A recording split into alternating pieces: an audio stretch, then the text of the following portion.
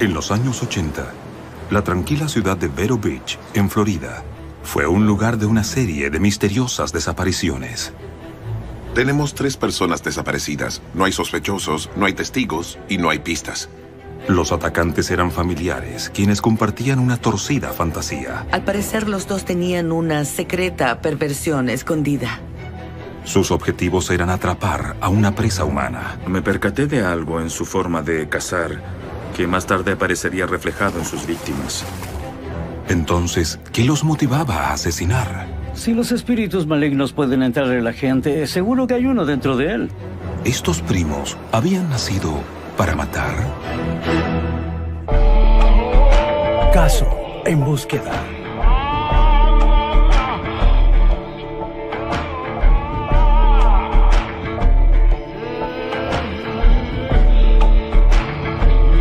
Cadáveres hallados en paredes. ¿Dónde? Víctimas. Dementes. En los años 80, la ciudad de Vero Beach, en Florida, era conocida por poco más que su sol abundante, mar y los pantanos. Vero Beach básicamente tiene 2 lados. En un lado estaban las playas y en el otro lado habían kilómetros y kilómetros de vegetación. Entonces tenías bikinis en un lado y pantanos en el otro.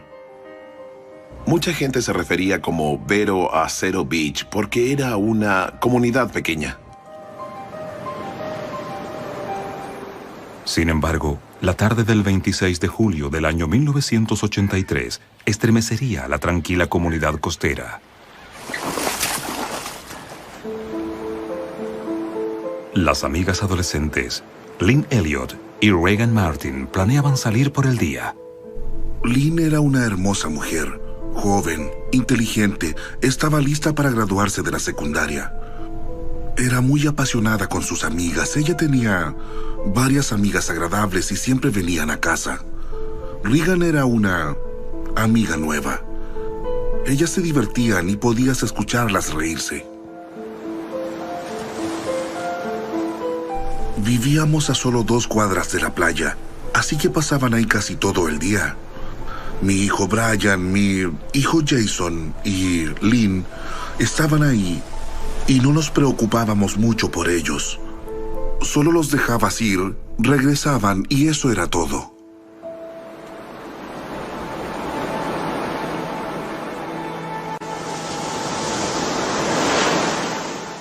Ese día regresé cerca de las 5 de la tarde y Brian estaba ahí y le pregunté, oye, ¿dónde está Lynn? Entonces él me dijo, bueno, ella estaba en la playa con nosotros y ella y Regan estaban ahí. Trataban de que les dieran un aventón y les dije que no lo hicieran. La decisión de las jóvenes para tomar un aventón preocupó mucho a Carl. Dije, estoy comenzando a preocuparme. Ya eran las 5 de la tarde y aún no ha regresado. A esa hora ya debería haber vuelto.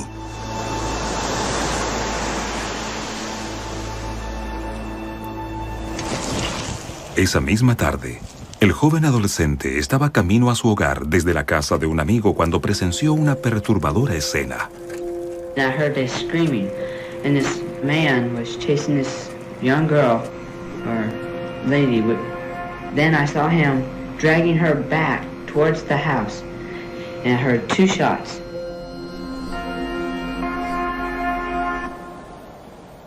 El siniestro avistamiento sería el clímax de una horrible historia que comenzó en circunstancias misteriosas 2 años antes. La familia Ling se había mudado recientemente a Vero Beach, emigrando desde su tierra natal, Taiwán. Trabajando en muchos de los cultivos de naranjas en la ciudad, el padre, Pu Ling, se hizo amigo del residente local Robert Lindsay. Pu Ling era el tipo de persona que es inevitablemente agradable. La hija, quien se llamaba Jinhua, era la niña más dulce que puedes conocer y una destacada estudiante en matemáticas. Pero el 19 de febrero del año 1981, Jin Hua, de 17 años, y su madre Xiang Huang, repentinamente desaparecieron de su hogar. Contactamos a todos quienes conocían a Puling. Teníamos a 20 o 30 personas, solo amigos y familia, buscándolas. Pero el problema era que no sabíamos por dónde comenzar. Era como buscar una aguja en un pajar. El detective Phil Redstone recibió una llamada alertándolo del perturbador hecho. Hicimos una inspección de la casa y encontramos todos los objetos personales. El bolso de la madre estaba sobre una mesa justo afuera de la puerta. Una aspiradora que estaba por dentro, cerca de la puerta principal, que aún estaba enchufada a la corriente. Pareciera que alguien estaba aspirando la casa en ese momento y la dejó a mitad de camino. No hubo señales de forcejeo o algún tipo de irrupción en la casa, nada fuera de lo común. Con frustración, el detective Redstone tenía muy poca evidencia con la que investigar. No había otra casa en más de 1,5 kilómetros de donde ellos vivían, así que no hubo testigos que hubieran visto algo. En cuanto a tener algún sospechoso, estábamos completamente a ciegas. Le puso los pelos de punta a la comunidad y simplemente parecía que alguien les había hecho algo espantoso. Pasaba el tiempo y nos frustrábamos porque no teníamos nada con qué trabajar. Y luego te encuentras en una situación que te preguntas si es un hecho aislado o esperas que algo más suceda. 6 meses después, los detectives esperaban lo peor mientras se enfrentaron a otro misterio.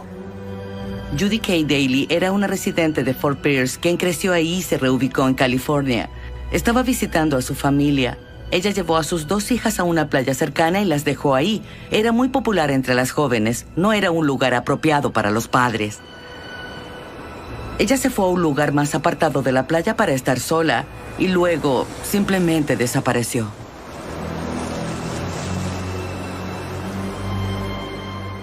Phil Redstone nuevamente fue llamado para comenzar una investigación. Cuando los oficiales llegaron, encontraron un carro estacionado a un lado. Estaba solo, no había otros vehículos estacionados. Los oficiales revisaron el vehículo para verificar que no había otras personas. Revisaron la zona de la playa para ver si había alguien en la playa o alguien que pudiera haber visto a Judy Kay Daly estar ahí. Sin embargo, pronto sería revelado que un crimen había ocurrido.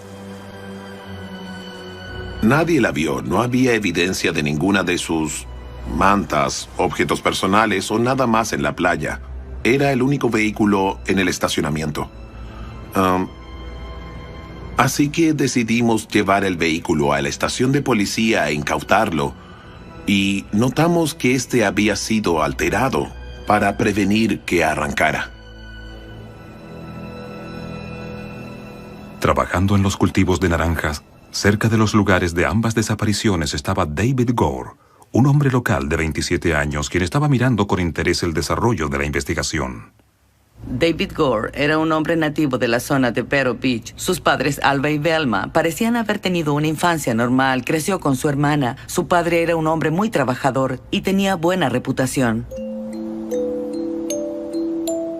El padre de David se convirtió en un administrador en la industria de los cítricos. En ese entonces no había mucho que hacer entre crecer en Vero Beach. O tu familia se involucraba en la industria de los cítricos o se involucraba en alguna industria de servicios.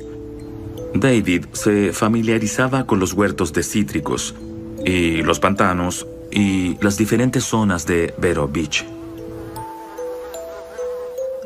Mientras la familia Gore era miembro importante de la comunidad local, su aspecto externo escondía su singular comportamiento en casa. Su madre solía leerle la Biblia todo el tiempo, pero era muy extraña la manera en que lo hacía. Ella lo sentaba en su falda y todo lo que tenía puesto eran pantaletas y sostén. Así le leía la Biblia. Mientras creció, David formó un poderoso vínculo con su primo Fred Waterfield. Eran primos cercanos, casi como hermanos. Pasaban todo el tiempo juntos. Miraba a Fred como un mentor y lo imitaba mucho en su comportamiento. Phil Williams recuerda los días que pasó con Gore en la secundaria. David siempre era un tipo de persona relajada y durante esos días salíamos mucho a cazar. David conocía todas las zonas de caza. Conocía todos los lugares donde podías hacer mucho alboroto sin molestar a nadie. En otras palabras, no había nadie que pudiera atraparte haciendo lo que hacías y David sabía de varios lugares aislados como este. El primo de Gore, Fred Waterfield, lo acompañaba a cazar con frecuencia. Yo, Fred y David salíamos mucho a cazar. La mayoría eran conejos en los cultivos y también codornices. Era algo bastante inocente. En la secundaria, Waterfield era el líder, mientras Gore, por lo general, lo seguía. Fred parecía como si siempre estuviera planeando algo. A Fred le gustaba perseguir vehículos y lanzar pomelos a las ventanas para luego hacer que los dueños se dieran vuelta y lo persiguieran, lo que él encontraba muy divertido. A él le gustaba mucho divertirse. Esto significaba que a la otra persona podría no gustarle mucho, pero a él no le importaba eso. Rápidamente ambos se dieron cuenta que compartían un perverso interés. Parecía que los dos tenían una secreta perversión escondida que la descubrieron mientras pasaban tiempo juntos a una temprana edad. Como quinceañeros, estaban mirando a su hermana y su cuerpo. También miraban a la mamá de Fred. Y creo que ella tenía una vez una blusa transparente. Y ambos estaban hablando sobre ella, sobre lo erotizante que les parecía mirarla. Y ambos se dieron cuenta, a una temprana edad, que tenían como un apetito pervertido por la actividad sexual. A los 18 años, los deseos de Gord y Waterfield por explorar el lado oscuro del sexo no podía seguir conteniéndose. Uno de los primeros encuentros sexuales que ambos hicieron fue atacar a la hermana de David. Y creo que ella tenía 16 años cuando esto pasó y David la sujetó mientras Fred la violaba. Es muy probable que acudieran a un miembro de la familia porque ellos creían que así era más fácil controlarla. Gore y Waterfield eran familiares. Por lo tanto, se conocían muy bien. Ellos tenían una gran complicidad.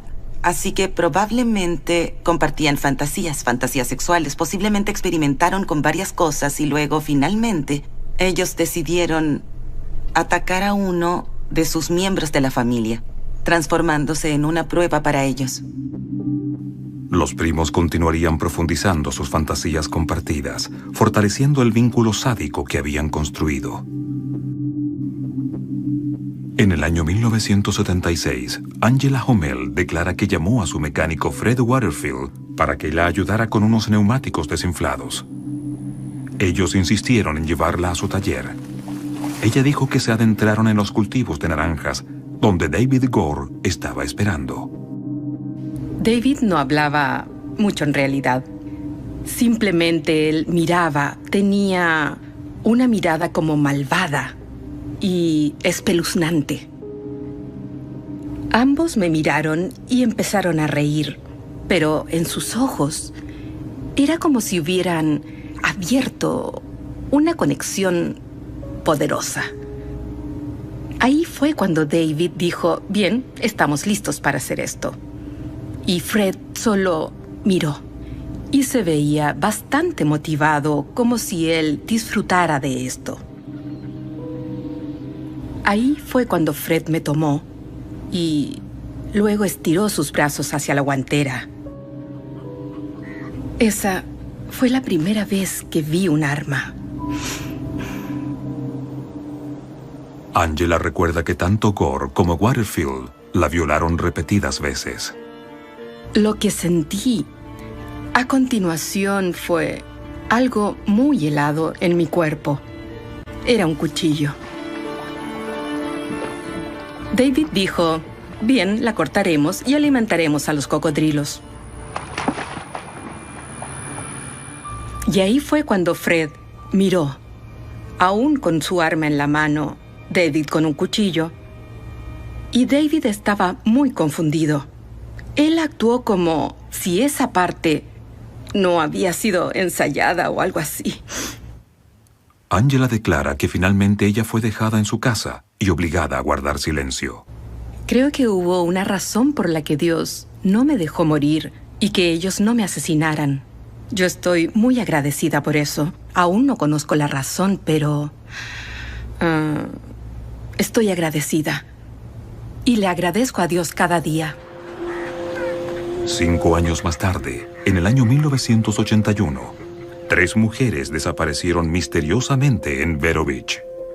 4 meses después que los Ling desaparecieran, el ayudante auxiliar del sheriff, David Gore, se convirtió en un sospechoso de su desaparición, después de llevar a cabo una detención de tráfico no autorizada y altamente sospechosa de una niña de 18 años. Él le dijo que hubo un robo en su vecindario y que su carro coincidía con la descripción de un posible sospechoso, así que le pidió su permiso de conducir y le pidió que la acompañara a un lugar para que así alguien pudiera identificar su vehículo. Cuando llegaron a una calle aislada, había un hombre que estaba pescando. Así que se dirigió a la chica que estaba en el carro y dijo, recibí una llamada por radio y encontraron al sospechoso, ya puedes irte. Basado en las circunstancias que él hizo por el tráfico y llevó a esa chica a un lugar solitario, eso te conduciría a creer que estaba tratando de secuestrar a alguien o llevársela en contra de su voluntad. Gore fue consecuentemente despedido del departamento del sheriff, pero sus ex colegas seguirían manteniéndolo en la mira. Ahora comenzamos a observarlo para ver en qué podía estar involucrado. Comenzamos a observarlo y empezamos a estar más conscientes de su presencia. Mientras los detectives trabajaban en conectar a Gore con los casos de mujeres desaparecidas, sus acciones seguían llamando la atención. Marilyn Owens estaba estacionada aquí e iba en camino a ver al médico familiar. Entró en la oficina del doctor y luego regresaba a su vehículo en el estacionamiento. Y cuando comenzó a caminar a su carro, ella notó una cabeza en el asiento de atrás. Al mismo tiempo, uno de mis subalternos también estaba aquí en la oficina del doctor. Así que Marilyn Owens se acercó al oficial y le dijo que había alguien escondiéndose en la parte trasera de su carro.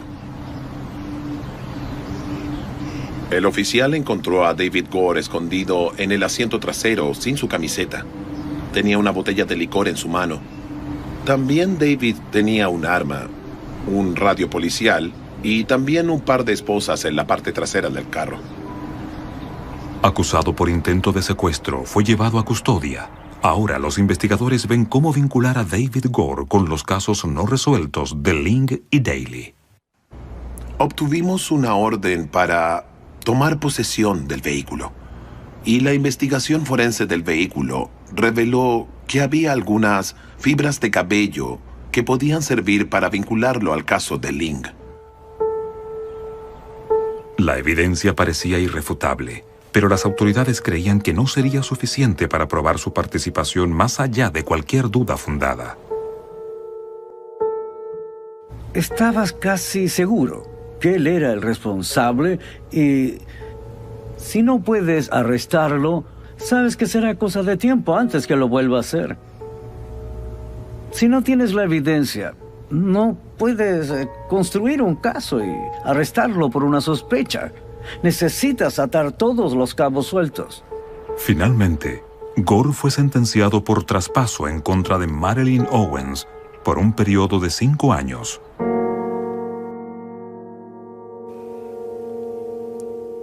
Las dificultades de David Gore en acercarse al sexo opuesto fueron evidentes desde la secundaria. David era muy vergonzoso y un tanto pueblerino. Nunca mostró realmente mucho interés en las chicas. la única novia que él tuvo, en realidad, en un punto decidió que ella saliera conmigo en vez de salir con él, porque ella dijo que David era como un buen amigo, porque él no tenía ninguna motivación, insinuación de querer besarla o cualquier cosa de ese tipo. En contraste, el primo de David, Fred Waterfield, era un seductor innato. Fred era popular en la secundaria. Era un chico muy atlético, alto y atractivo. A él le gustaban las chicas y ellas a él. Tenía una personalidad agradable, así que tenía suerte con las chicas. A Fred le gustaban las chicas.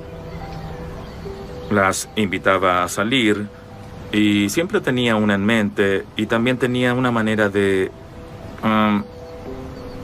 conseguir una.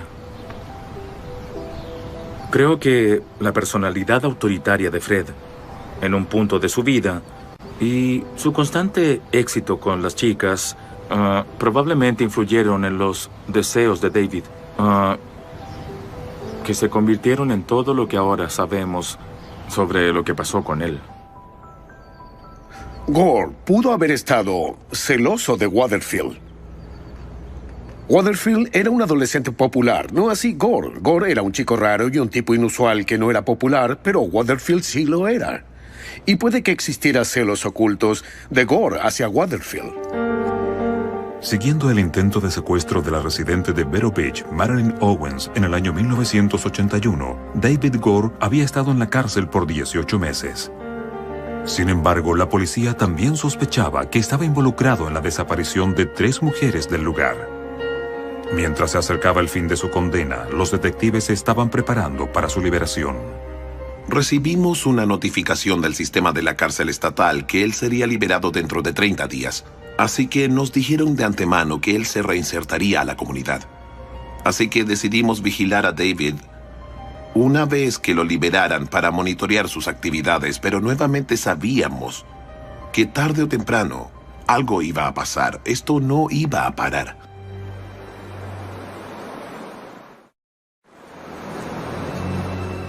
La tarde del 26 de julio del año 1983, cuando Lynn Elliott y Regan Martin no regresaron desde la playa a su casa, el padre de Lynn comenzó a preocuparse. Hablé con mi hijo Brian y él dijo, ella debería haber vuelto. También me dijo que habían pedido un aventón. Y esa fue una sensación muy terrible. Ese mismo día, el detective Phil Ridstone decidió realizar la vigilancia. Tuve la necesidad urgente de salir de la oficina e ir a la casa de David Gore. Como a mitad de camino de la oficina central del sheriff hacia la casa de Gore, escuché una llamada entrante desde el radio policial, en donde un hombre joven estaba conduciendo su bicicleta desde la escuela y él vio algo. Sabía a quién estaba buscando y a dónde ir. El joven que conducía su bicicleta denunció que vio a una chica gritar y que estaba siendo perseguida por un hombre armado. Respondiendo a la llamada, Phil Ridstone llegó a la casa de la familia de David Gore. Cuando llegamos a la escena del crimen, llegué con 2 oficiales uniformados. Había 3 de nosotros que llegamos al mismo tiempo. Recuerdo que condujimos por esa calle. En ese entonces rodeamos la casa y esperamos que llegaran las otras unidades. Ridstone fue acompañado a la escena por el detective Williams, y luego de varias horas de negociación, los oficiales se acercaron a la propiedad con cautela. Había 2 personas detrás de cada palmera con un arma apuntando hacia la casa. Fuimos hacia la puerta del garaje. Y comencé a gritar, David, soy Phil, sal de ahí, sal de la casa, pensando que la amistad tendría aún algún significado para él. Mientras Phil Williams le pidió a su ex colega que saliera de la casa, el carro que estaba estacionado en el garaje llamó su atención. En ese momento noté que caía sangre del vehículo que, obviamente, estaba recién estacionado en el garaje. Abrimos el maletero y había una chica joven con un disparo y atada dentro del maletero del vehículo. Era el cuerpo de Lynn Elliot. Nunca olvidas cuando ves algo como eso. Y tratar de moverla para ver si aún está viva, nunca olvidas eso. Carl Elliot pronto se enteraría del destino de su hija Lynn. Golpearon la puerta y había un detective del departamento del sheriff. Y él me dio las malas noticias. Me dijo que encontraron su cuerpo en el maletero de un carro. Y fue terriblemente impactante. ¿Cómo pudo pasarle esto a mi hija? Especialmente en una ciudad pequeña como Vero Beach. Nos sentíamos seguros ahí. Y de pronto, de la nada, eso ya no existe.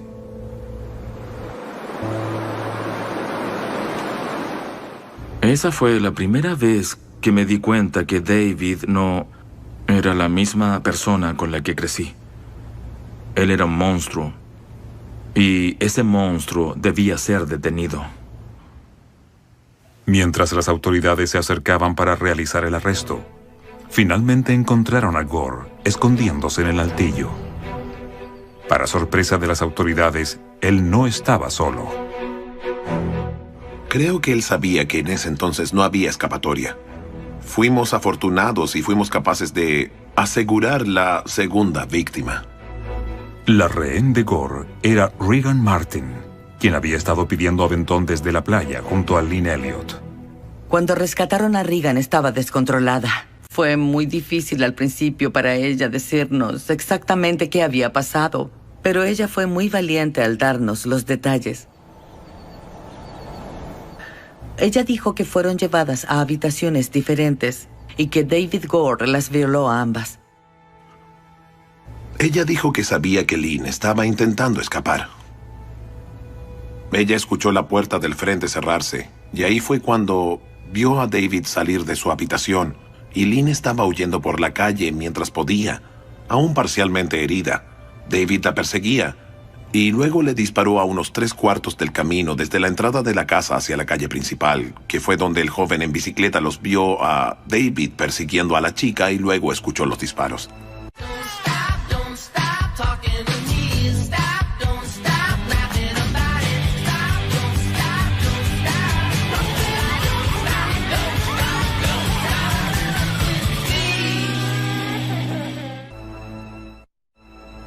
Más tarde, mientras relataba su dura experiencia, Regan Martin confirmaba a los investigadores que David Gore tenía un compañero en el crimen, quien ya había huido del lugar. Ella les dijo a los oficiales de policía que David Gore tenía a alguien más con él y ella identificó a Fred Waterfield como el hombre que condujo el vehículo y los llevó a la casa y también los acompañó dentro de la casa y las puso en habitaciones separadas. Fred Waterfield fue encontrado en su taller mecánico solo a 1 kilómetro de la casa de Gore. Phil Williams recuerda el comportamiento de su ex compañero de clases mientras lo llevaban para interrogarlo. Durante ese viaje, podías ver cómo Fred temblaba. Él estaba muy nervioso. A pesar que él estaba conmigo ahí, él estaba en otro lugar muy concentrado en algo que estaba pensando con mucha fuerza. Y de hecho, mirando hacia la carretera, él dijo, si ese hijo me mete en problemas, lo mataré. En el departamento del sheriff, Regan Martin escogió a Gore y a Waterfield de una fila de personas, identificándolos como sus atacantes. Bajo interrogatorio, David Gore, de quien se sospechaba hace mucho tiempo, dio un paso al frente y admitió ser culpable, confesando los asesinatos sin resolver de los Ling y de Judy K. Daly. Los detalles acerca de cómo cazó a los Ling desenmascaró a David Gore como un depredador a sangre fría. Había estado acechando a la joven por un par de semanas. Él vigiló la casa y descubrió que ella estaba sola en casa por unos 45 minutos. Lo que David no sabía era que su madre venía a la ciudad por vacaciones. Cuando él fue a la casa, él utilizó su identificación policíaca. Él le dijo a la madre y a la hija que él necesitaba llevarlas a interrogatorio en la estación de policía acerca de algo que sucedió en el vecindario, y luego él las esposó y las puso en su camioneta. Fueron llevadas a una bodega en las zonas de cultivo que él tenía acceso. Él llamó a Fred Waterfield. Le dijo que tenía 2 mujeres y que tenía lista la actividad que buscaban para el fin de semana. Gore también explicó cómo alteró el vehículo de Judy Daly y cómo esperó antes de actuar. Cuando ella entró en el carro, el vehículo no arrancó. David dijo que tomó su vehículo y vino y le mostró su placa policial. Le dijo, puedo ofrecerle alguna ayuda si algo le pasa en su carro. Y él intentó que arrancara y no arrancó y ofreció darle un aventón. Y así fue como ella se subió al carro, le apuntó con una pistola y la llevó a la bodega en los cultivos de naranja al oeste de la ciudad. No era un simple secuestro. Estos fueron secuestros cautelosamente premeditados. Gore tenía cosas para asesinar, las llevó con él y eso muestra el nivel de planificación en el que estaba involucrado. Estos no son asesinatos impulsivos, espontáneos, arrebatos del minuto.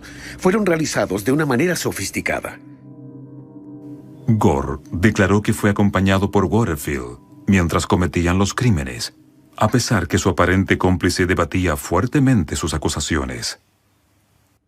Fred dice que fue incriminado por David Gore, que puede que haya sabido algunas de estas cosas, pero que nunca participó en ningún asesinato.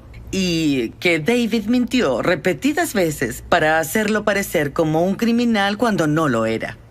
Sorprendentemente, Gore reveló 2 asesinatos más, declarando que él y Waterfield habían secuestrado y asesinado a las jóvenes en la autopista Barbara Bayer y Angélica Lavallee. En este punto, la policía sabía que tenían un asesino en serie despiadado y uno como nunca habían visto en la región.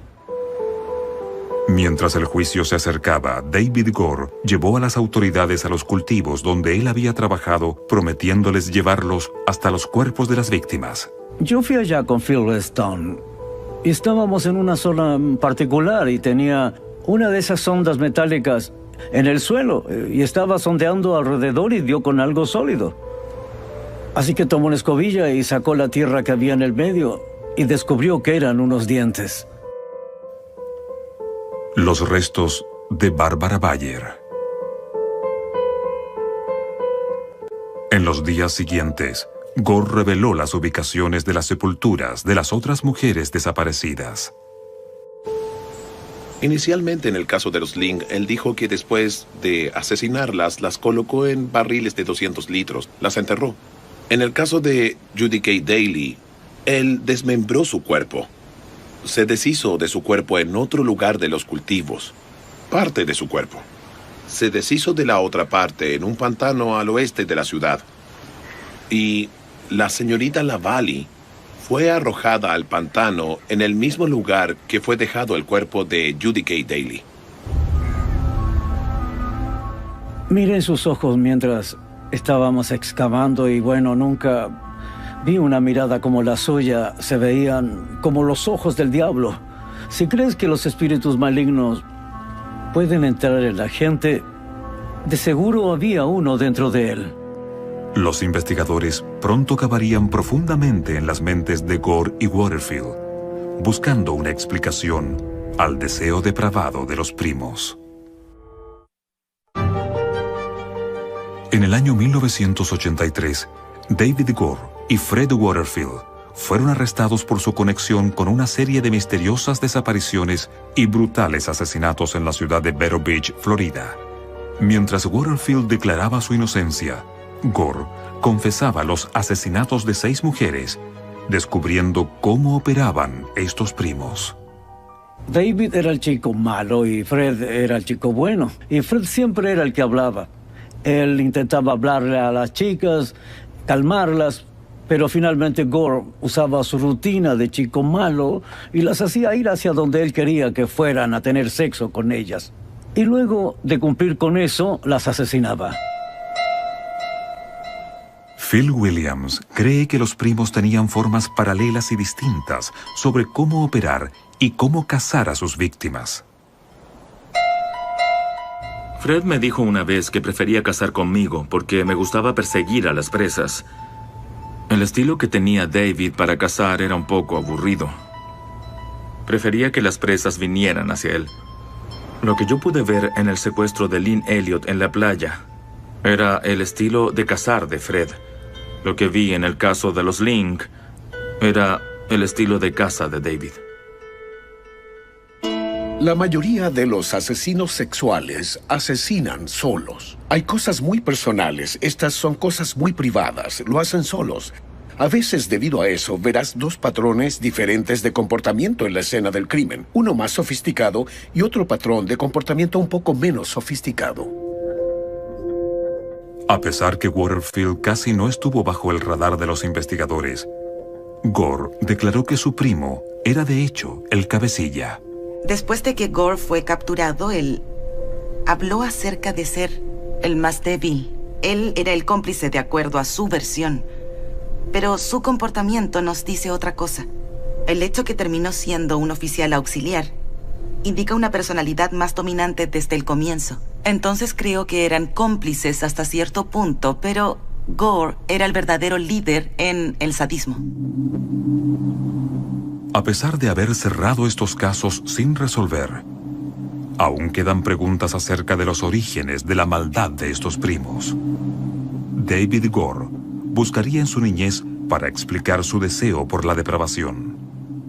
Cuando era un niño, cayó a un hormiguero y fue gravemente mordido. Cerca de su cabeza y cara lo llevaron a urgencias porque tuvo una alta temperatura. Las altas temperaturas provocan daño cerebral y él nunca estuvo bien después de eso. Al parecer sí cambió un poco después de ese accidente, así que probablemente sufrió un daño neuronal que afectó su habilidad para tomar una elección moral, para inhibir su comportamiento, para ser agresivo. Yo diría que ese daño cerebral que sufrió fue en gran parte lo que lo convirtió en un asesino, especialmente si estás en un equipo donde el otro tiene que hacerlo también. No solo es tu cerebro el que te da permiso, sino que hay otra persona que también te da permiso. Phil Williams cree que la aparente obsesión de Fred por el sexo lo condujo a abordar las mujeres por la fuerza. Fred siempre estaba tras las chicas. Era de lo único que hablaba. Siempre presumía sobre ello y siempre estaba tratando de encontrar maneras para tener más conquistas. Casi siempre sentí desde el principio que Fred probablemente inspiró todo esto de alguna forma u otra. Pronto aparecerían historias que sugerirían que los perturbadores deseos de Gore hayan tenido origen en los actos fetiches que alguna vez disfrutó en privado. Habían rumores que salieron de la primera esposa de David que a él le gustaba la esclavitud. Yo más tarde tuve una teoría, que esa era la peor enemiga que tenía David y que fue incapaz de expresarse como persona con una chica, a menos que ella estuviera atada y amordazada y tuviera una personalidad para enfrentarlo. Juntos, las fantasías de David Gore y Fred Waterfield finalmente probarían ser el catalizador para su jugarreta asesina. Si tienes una pareja de sádicos quienes se divierten y se emborrachan y comienzan a hablar sobre lo que quieren hacerle a las mujeres, probablemente hagan un pacto en donde se prometen protegerse hasta la muerte, que es lo que parecía que tenían. Y esa es una peligrosa combinación. ¿Acaso David Gore y Fred Waterfield desarrollaron un gusto por cazar humanos? ¿O por su relación familiar nacieron para matar? En mi opinión, creo que esto pasó en un largo periodo de tiempo y las cosas que tenemos en una investigación estaban involucradas en asuntos de hace 10 u 11 años antes de que fueran arrestados en 1983. De estar involucrados juntos como el tipo bueno y el tipo malo, y uno alimentaría al otro. Y tenían fantasías sexuales que continuaron progresando y empeorando a medida que pasaba el tiempo. Creo que Fred era el más fuerte de las dos personalidades. No puedo imaginar a David haciendo nada sin estar inspirado de alguna manera por Fred. Siempre sentí que las dos personalidades juntas hicieron los elementos necesarios para que esos crímenes florecieran y fueran fructíferos. Gore nació para matar porque yo creo que era una cosa ambiental. Creo que tenía daño cerebral, daño neurológico, que probablemente influenció su agresión, incapacidad de tomar decisiones morales, así como también la asociación con su primo, que tenía una inclinación similar. Fred tenía la personalidad más fuerte entre ellos y creo que tenía la habilidad para influenciar el comportamiento de David Gore e imponer ideas en su cabeza. Y tal vez fue de donde Fred aprendió este comportamiento, o tal vez el ambiente, y tenía esos pensamientos oscuros y sabía que tenía a Gore ahí para escalar e ir desde la fantasía a la realidad. En el juicio, Fred Waterfield continuó declarando su inocencia. Sin embargo, enfrentado con una identificación positiva por parte de Regan Martin y respaldado con evidencia física, fue finalmente declarado culpable de homicidio involuntario de Lynn Elliot y por los asesinatos de Barbara Bayer y Angelica Lavallee. Recibió múltiples condenas de por vida. David Gore fue sentenciado para recibir la pena de muerte. Después de casi 3 décadas en espera, fue ejecutado en el año 2012. Mientras yo lo veía morir, me dije a mí mismo, condeno tu alma al infierno. Y sigo diciendo eso en mi mente. Y espero que es ahí donde se haya ido. A pesar que la vida de Lynn Elliot fue tomada por las manos de David Gore, su padre Carl cree que su espíritu sigue viviendo. Ella amaba esta playa. Incluso puedo hablar con ella aquí. Eso me ayuda. Hace que vuelva a mí, aunque sea por poco tiempo. ¿Sí? Realmente sentimos mucho su presencia aquí.